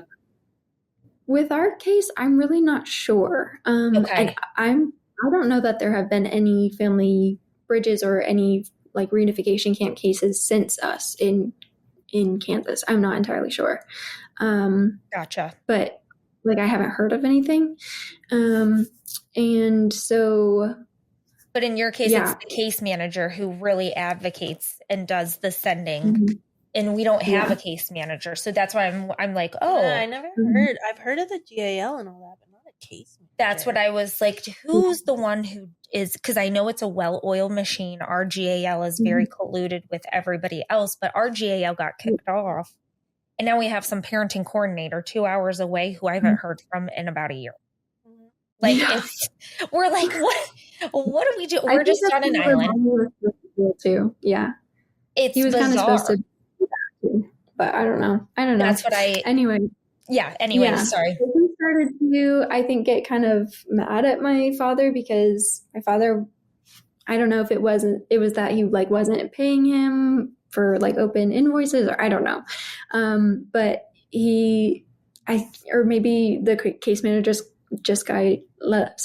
losing my words. The case manager just got kind of tired of it. I don't know what happened at the end exactly. But it was my like junior year of high school and the case manager, reached out to me and was like, hey, let's talk about like, let me have you come into my office. And he was very big on the intimidation and all of that. I'm sure you've heard in my other anecdotes about him. But yeah, so he didn't tell me what I was coming in for. I had no idea, like, if I messed something up, with the whole reunification process. I don't know. And then he went in circles and talking and told me that, I'm only 17 or something at that point. I can't remember. And I have no idea what the real world is like and blah, blah, blah. And then came to some kind of conclusion of like, oh, write up a calendar of, if you were to move and live with your mom in Tennessee, what would that look like? When would you be coming back? Things like that. So at first it felt really like, I was very excited, but kind of retrospectively, I see it now as like just dangling a carrot, like playing with me a little bit. And then, I think it was that was horrible to my sister as well, because that wasn't offered to her at all. But, it was just bizarre. Something. Is it because of your age? Because 17, you're magically you're way older than 16, where you must not know anything. But 17, you just, oh my gosh. Yeah. Yeah, that's what I have no idea what the reasoning was, but yeah, it might have just been another way to kind of like mess with me a little bit. But anyway, after my junior year over the summer, I was still waiting to like hear back from him and all of that. And my sister and I were talking about this, and I was going to try to make it so that she could come with me.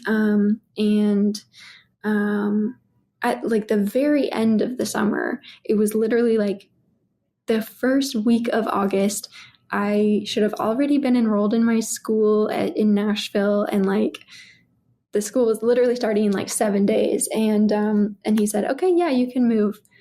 And so, yeah, I was forced to leave my sister because he wouldn't let Katie come with me. And, we talked about this a lot as well, because I was very torn, like, leaving her and especially alone with our father and, the stepmother that never helped at all.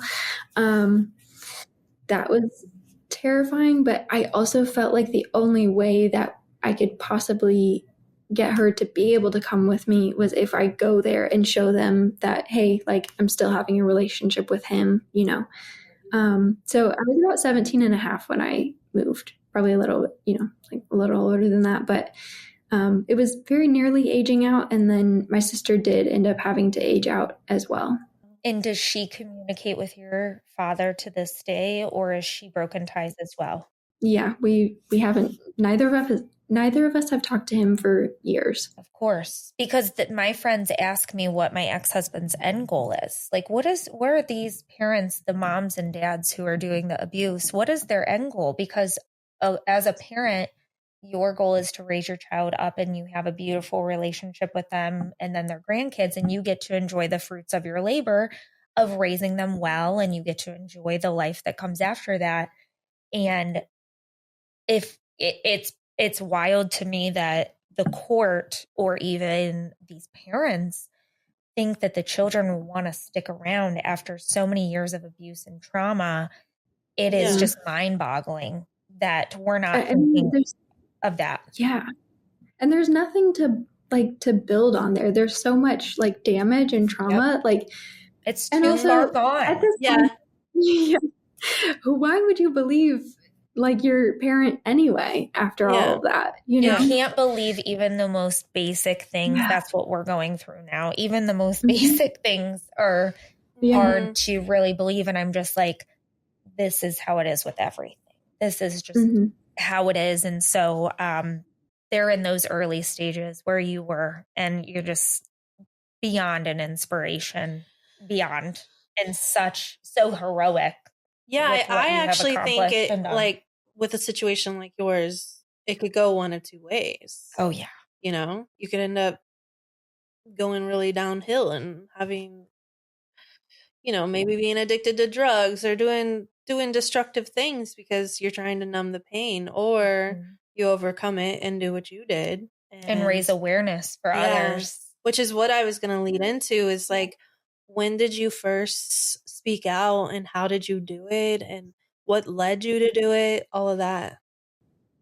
Well, first, the funny thing is that's one of the things that Family Bridges actually threatened us with. They said that, you know, you'll be homeless and like selling your body for drugs on the street, like if you don't have a relationship with your father. So, okay. You're on the whole. If you do not, you're gonna have daddy issues. If you don't, that's the misconception. I think that's what they're pushing. You're going to have these daddy issues if you don't have a relationship with your mom, but nobody's questioning the mommy issues when they put the moms in jail and put us on supervised visits and create further alienation. Yeah. You nailed it. Yeah. Nailed it. Yeah. So, and the ironic thing, the opposite happens. You're much better being away from your father. Yeah. Yeah. Exactly. So, but yeah, after my sister, well, actually, I think it was kind of, it started earlier than that. So my sister and I were allowed to see our mom for like a weekend over Christmas after the whole Family Bridges. Well, I guess it was later than that.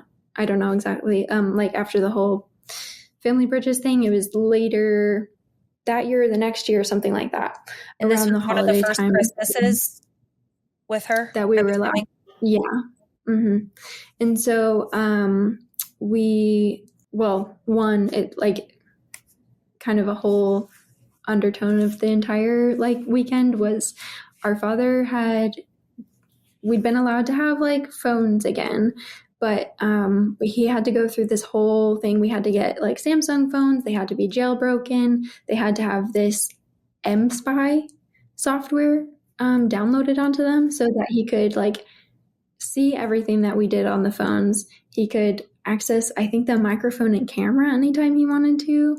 And like this M-Spy stuff is really scary. But so that was coercive control and surveillance is insane, especially with teenage girls. Yeah. But anyway, so we hid the phones away in the hotel room somewhere and like locked them up and like put pillows and blankets around him. So, you know, I don't know. We were scared. Then my mom actually showed us I think it's the Washington Post article with Sherry Drew's kids. They had spoken out and described like to a T everything that we had experienced. And I was just, they made us feel like we were so isolated and we were the only kids that this happens to. And like they are only brought out for very, very like horrible cases. And, you know, we were made to feel like nobody could ever comprehend. They want you to feel alone with no support. Exactly. Yeah. And so seeing that was like, oh my God, other kids are going through it and it's not just us. Was that And that was very validating? helpful. Yeah, it was very validating. But also like it was very validating at the time. And then I kind of like sat with it and it became very scary because other kids are experiencing it. And so I wanted to make sure that nobody else felt that isolated. And so that's why I started speaking out about it. Nice. Yeah. Nice. And you And really then it just, all just kind of did you built just from do it there. through social media at first? The first person I actually talked to was a reporter with the Kansas City Star, Toriano Porter. And looking back on it, it's actually like amazing that he was willing to run this story. Yeah. Yeah. Because a lot of the mainstream, they won't. Yeah. They don't want to touch it. They're just starting to take a look, I think, because it's getting so bad, but most news people will not touch it. So that is a miracle. Yeah. I mean, but like you get this kid that's like 18, straight out of family court, and they don't have access to any records because the case is sealed. They don't have access to my mom because she's gagged indefinitely. They don't have like any other kind of supporting things because it's so pushed under the rug and like locked away, secretive, all of that. And so, yeah, but I got my story out there first, and I got connected with other people, other like protective parents and other survivors and things like that, and just kind of realized how needed this was. So that's where I started speaking out on social media after I got connected with Kathleen at CJE. So yeah, and okay, from so there it really you got involved in CJE. Okay, so that was already started, the CJE. That's what we were talking about. I said, she thinks you founded it. I was like, I think she does CJE. And I said, no, I think she partners. She's she's like the representative for the youth. But then I saw Sunny Robbins was on there, who we absolutely love because of the work she's doing against the scary looking lady who looks like very scary. I mean, her face alone. I'm sorry, but she's got to go. I think it's Lynn Steinberg, right? That her kids went to, yeah. Looks like her face was so big. She looks like the Texas Chainsaw Massacre. I'm so sorry. That is terrible, but she is. That's what she is. Yeah. That's the turning point. That's the turning point, lady. She right? said all children lie. They all lie. No kid. Oh, is that the? Oh, you mean Linda? Linda Gottlieb. Yeah. Okay, yeah. Yeah, she's a scary looking one. That was not nice. She's also a therapeutic vacation as well. So that's really not what I would call it. Yeah. Oh. A therapeutic vacation. Yeah. Filled with waterboarding and all of the tactics used against our biggest world's terrorists. That's what we're going to do to our American children. Makes so much sense. So I don't feel bad for saying she looks scary because she is. The whole thing is scary. The whole package is a terrifying sight. Yes, she's bad. So what are you doing with CJE? And then didn't you branch out and start your own thing too? Tell us about that. Yeah. So CJE was already, kind of founded, and their main thing was a lot of like the child homicide data. So they collected all of that data when there were family court failures where like a judge or somebody should have that they were aware of abuse and still put a kid with their abuser. That's my case. That's where, yeah, exactly. And then, the kid was murdered by the abuser or, something similar to that. They collected all of that data, and it's actually, I think, the only like big database of all of that. So that's really where they were at with family court stuff. And then I came in, and Kathleen and I talked, and we thought it'd be a great idea to get together like a whole group of survivors and just have a place to talk about, the child's perspective of family court and reunification camps and kind of all of this. So, So then your big thing was really giving a voice to the youth. That's your big thing. Yeah. Exactly. Incredible. Yeah. That's awesome. That's amazing for kids, for our kids coming up, for sure, for having that, just the bravery and the courage it takes to come from what you've experienced. I also was a child in the system as well.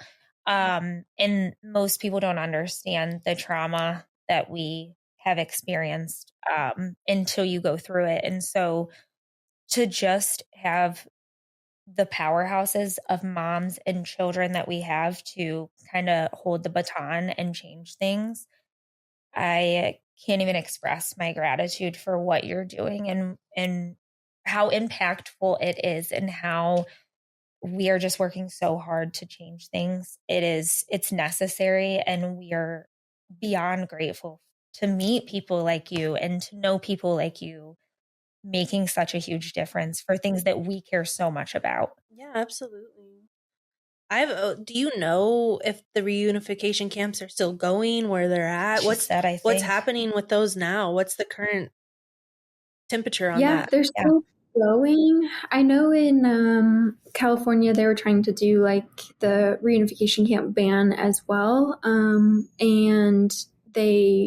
So Family Bridges and Lynn Steinberg actually both moved to Canada as their home base. That's what we talked about. The kid that's going really into, would that be Vancouver area because it's above?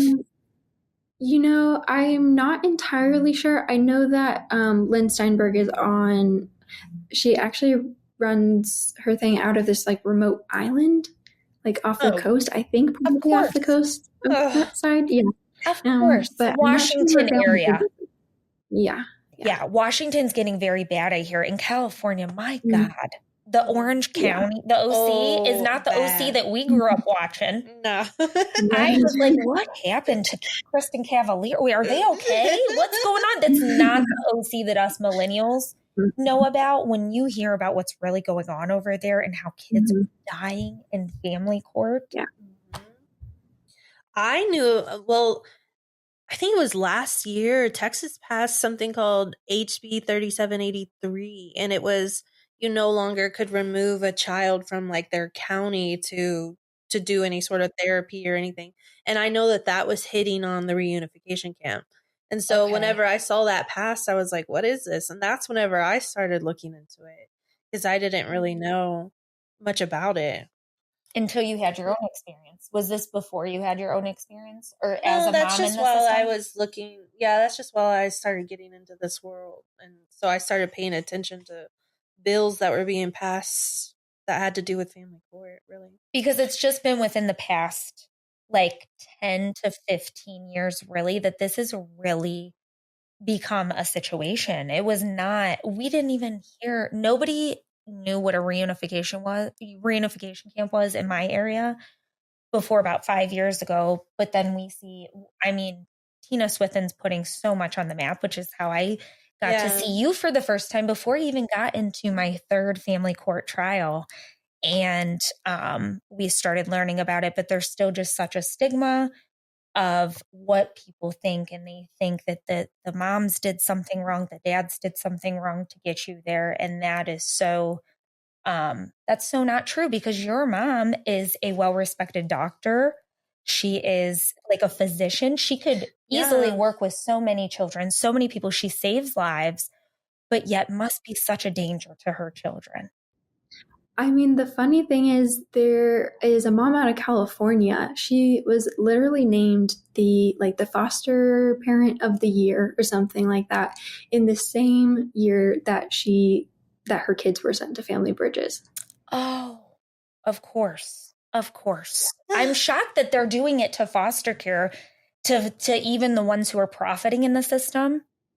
It was her biological children that were taken to Family Bridges. So then she got to foster other children. She could foster. I see. Okay. After her kids were taken. I see. Of course. And there's mandatory reporters. Every day I hear about who are losing their children, but yet they go into their classroom and they're still teaching other people's children. Right.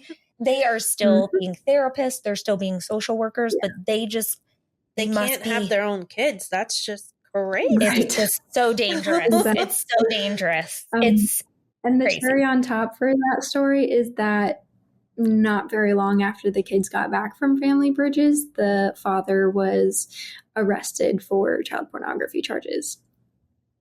Shocker. Yeah. I feel like if you're a sex offender in our country, you have more of a chance to get custody in today's world than a basic mom. Exactly. I mean, the Joan Meyer study showed that actually if there are allegations of sexual abuse, the father or the abuser was like more likely to get custody. Yeah. Lawyers tell you don't even say the A word. Like whenever you're going to trial or anything, like don't even say abuse because you might lose your kid if you do. We did say it, but we have a DV case, DV record, and still we have a whole DV conviction and they silenced us in court. Again, different judges. It's just so crazy how this new wave within the last 10 years, it is the most evil thing I've ever seen. And no judge before that would have been like, sure, this sounds logical. Yeah. There were they had these reunification camps. They've had them for, gosh, I want to say like 30 years or something, but they didn't really, they've really picked up steam in the last, 15 years, like you were saying. And but they just didn't call them exactly like this. They were run, I think, a little bit differently, but they've been around for a while. And now people have realized that you can make money off of all of this. So it's like they're getting good at people just figured out that family court can be a moneymaker, and they just all jumped in on it and at the same time or something. It's when bad people take over anything. Now there's chemicals in our food. There's everything. It's just a few infiltrate and make something that was probably once supposed to be beneficial and maybe a good alternative to true situations happening, and have made it the most evil thing that only you can dream about in your biggest nightmares. But we only have reunification therapy, which I was forced to pay for because I kicked the lady out. I kick everybody out and then I get in trouble. But I said, we're not doing this brainwashing to my kid. And then I had to pay $1,000 for it. So that's all we have. We don't have the camps yet in Ohio, but we have the same kind of concept with therapists. And they're insane. Yeah. Because, I mean, they'll do we had to do reunification therapy, I guess, twice before we even went to the camps. Okay. So you did the therapist as well. Yeah. One of them was my father's personal therapist. So I'm sure you can imagine how that went down. Oh my gosh. Yeah. And then the second one was they did a more intensive reunification therapy where they took us away from our mom and said we couldn't talk to her for the whole summer. And that really didn't go well for them either. So yep, it doesn't when they're coercing something that's not real. Yeah, to two old of children, it's only going to work so much. And that, I mean, how old were the youngest children with you is what I want to know. I know you were age, but how low did they go age-wise to make this happen? Oh, for the reunification camps? Yeah. Well, they put 4-year-olds in there. Well, I think the youngest I've heard was 7 or 8. Yeah. But at that point, you don't even, I don't know. I think there's a point. Anything. You're still coloring. That's just second to third grade. You are a baby. You're a baby. I mean, yes. And I just don't think they're coercible at that young of an age. I think that's how they kind of decide who goes into the camps and stuff sometimes. That's because smart. When you are, 16 and 14 and stuff like that, you're starting to think about the rest of your life and threats oh, you're going to, be a drug addict and, turn into a sex worker or something. If you don't have a relationship with your dad, that's more effective than if you're 8 years old and don't know what that what that entails I mean, absolutely at 8 years old you know where you want to live and you have enough of that you can absolutely have enough of those experiences to know where you're happy and where you don't feel safe and stuff like that, but it's hard. I think it's harder to coerce 8-year-old kids, you know what I mean? It is. Yeah. It is. So do you think, because I personally believe that there should be an age, I think kids know at a young age, as for sure, I knew it 8. I knew at 6 that there was some things going on that were probably not normal. But at 12, I was able to make the decision on where I wanted to live. And I still do believe that that is a good threshold. 12 years old to 14. I think that's a really good age where children should be able to know and to make those decisions for themselves. If you were at that age and you can make those decisions for yourself, do you think things would have been different for your life? Absolutely. Yeah. And I remember I used to do like competitive dance when I was a kid, and there was another team member who actually was allowed to choose where she wanted to live as soon as she turned like 14 or something. And that was just mind blowing to me because our situation was nothing remotely like that. But I actually think that at any age, not that a kid should necessarily be able to like fully just choose where they want to live with no like kind of oversight on that. But I think kids at every age know where they feel safe and happy and can communicate that in a way. You know what I mean? Like we're teaching babies sign language now so that they can tell us when they're hungry. Yeah. Like, right. I did more with my kids when they wanted more. My 8-month-olds could do more. My sister started that, and they all can do it when they're little. It's actually very rare for a kid to reject a parent. Like most of them don't want to. Statistically. So if they are, we need to be paying attention to that. Like why? Why? And stop blaming it on the other parent and realize that children have minds of their own. They're their own people. I think it's just lazy to say that like kids can't know like where they feel safe and happy because they don't have enough experience. That's just lazy. Like it's an easy dismissal. Yeah. And what do you think like as far as us going to the event in DC and what you're seeing as social media advocacy, people speaking out, like do you feel like we're getting somewhere in family court? Do you feel change coming? What do you think? Great question. I do. I think that especially the more people know about it, because when I was in family court, like nobody knew about reunification camps. Really, nobody knew that was even like a possibility, and nobody really knew what was going on in family court unless you were like in it. And so, I mean, it was definitely a very thorough education for me and my sister, but still, like I meet so many people that have no idea what's going on in family court. So I think more awareness and like a community like responsibility to protect kids, I think that's needed as well. So like I'm very for the social media stuff, and that's how a lot of people are learning about this. Yeah. They love to gag us. They love to I have taken a little break on my TikTok because I was told if I did, I might get off of supervised visits. Well, sure enough, that break didn't do anything. So, girl, you'll be seeing me back soon.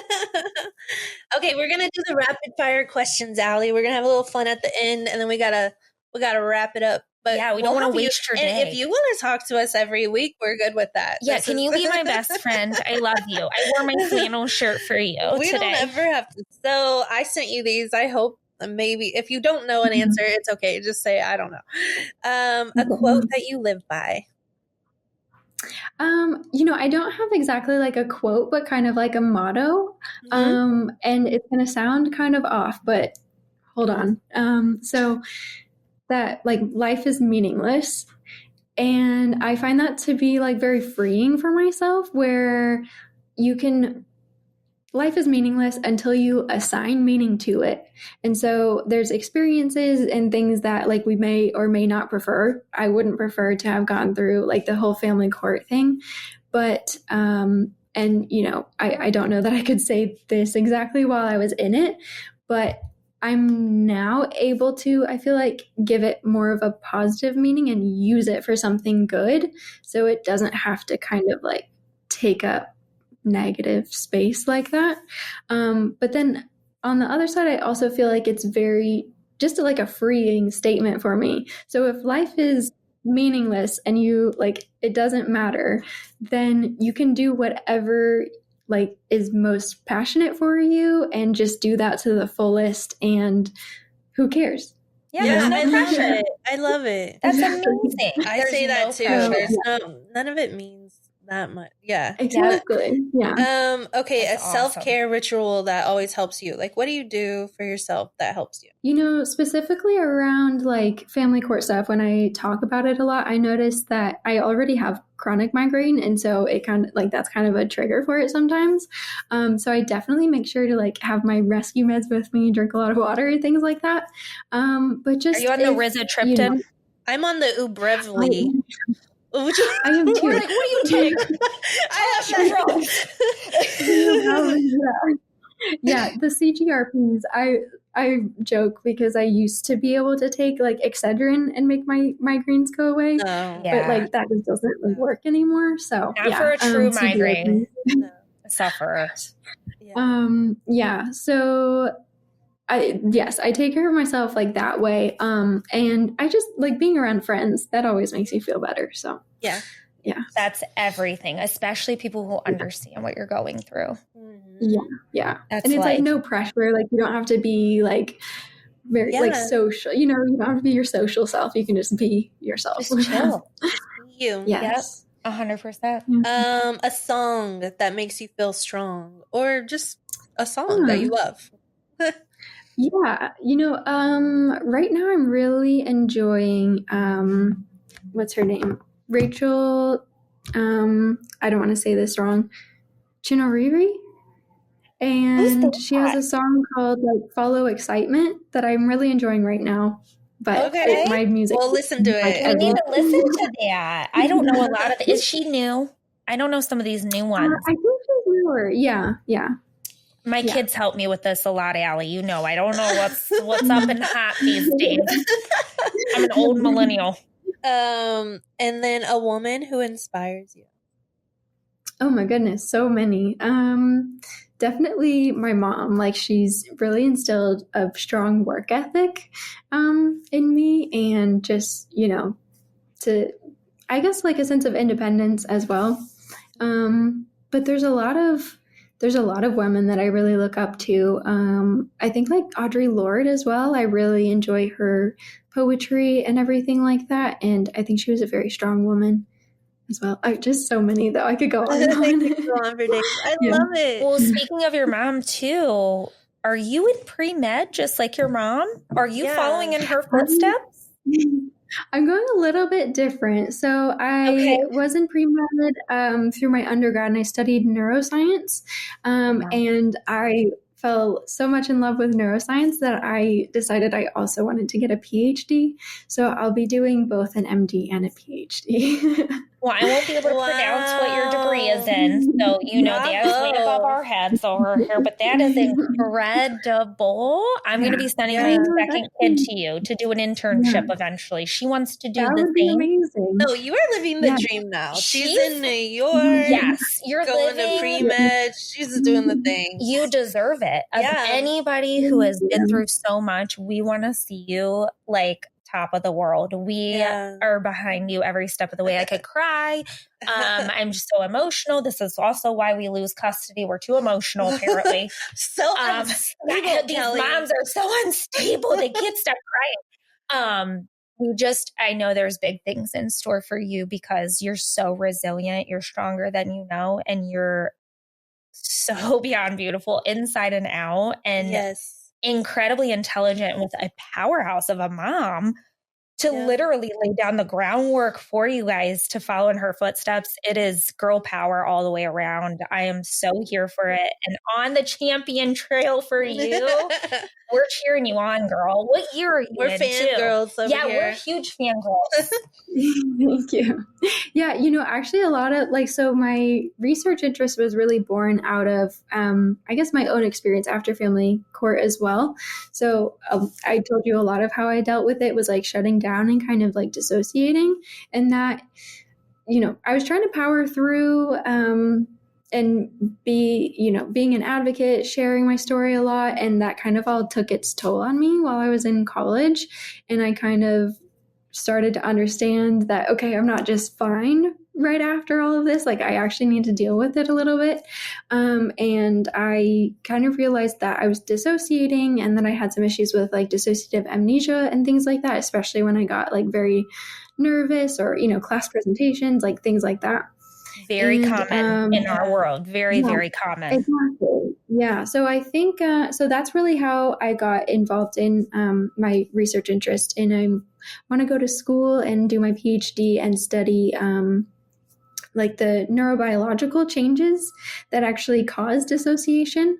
So there's a few like different theories right now. And actually Dr. Silberg, who is at the panel as well in DC, she has like laid some of the groundwork for this dissociation research, which is very exciting. So I'm hoping that there is some kind of, pharmaceutical option that we can use in conjunction with therapeutic options to, help trauma survivors like actually be able to access and work through those traumatic memories instead of just being completely cut off from their brain. You know what I mean? So 100%. Have you done any kind of like any treatment stuff like EMDR, things like that? I know that that's one that's popular for like trauma, like going through the moments of what happened and all that. Yeah, I started therapy for anxiety and kind of like some like PTSD types of things as well that I was dealing with. And I don't know if we tried a few different things like CBT, and is that what it is? Something like that. Yeah. I don't know. There's IPF. Exactly. Yeah. And like the family systems thing or internal systems, that's what it was. IPF. I love that. I'm doing that now actually with my therapist. Yeah. Okay. So I was doing some of those things, and I would say they're helpful. I didn't really like stay on kind of one thing. I'm doing like a lot of meditation as well, and just like breath work, being more aware of it. Right. I want to do breath work stuff. I think that I'm working on. Yeah, because it's really fascinating how not in control of our minds we are in a lot of ways. Like if we have a major loss or we have a major trauma or things like that, things that affect our brains, and we don't really know how it's affecting it, or what it's, what's really happening. And then you see things happen long term after the trauma, and you're like, why? So that's that's fascinating. That's crazy. The Body Keeps the Score. Yes, we're big fans of that book. The Body Keeps the Score. Yeah. That's where I know about the EMDR, because it said that was like one of the best therapies for trauma is the EMDR. I've heard that as well. Yeah, I haven't tried it myself, but I've tried it. I like IPF better, but really? For trauma, I like to know the origins of how this came about. Yeah. How did dad become like this? How did mom become like this? And that's more IPF, but for memories and such, that's a lot of EMDR, I think, to really get through the trauma, which they say is rooted in the amygdala. Is that what she's finding? Well, so I think the main thing that they're seeing is actually it's more of an orchestration between kind of like the whole a few different parts of the brain. So there's a part with the prefrontal cortex that, talks to your amygdala. And then like there's kind of a circuit with the hippocampus as well. So hippocampal regions are more related to memory. Amygdala is like kind of a threat response system. And then like the prefrontal cortex can kind of like make these connections and determine like what needs to be activated where, you know what I mean? So it's kind of like a whole system like that. Yes, exactly. So they're finding that in people with like dissociation that there's like an increase of activity where the prefrontal cortex, activates these threat responses more quickly, but then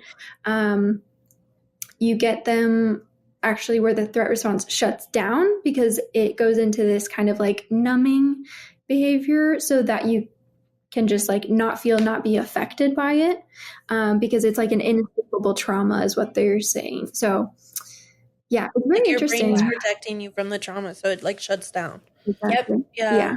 and you forget. That's the dissociation for sure. Yeah. Most of us have the PTSD. Legal abuse really should be on the DSM-5. But it is all encompassing, really, with that dissociation is so key. Which they told me I'm like, I dissociate or whatever. They use PTSD against you too in court for sure. And I'm like, well, I want to dissociate from this court hearing right now.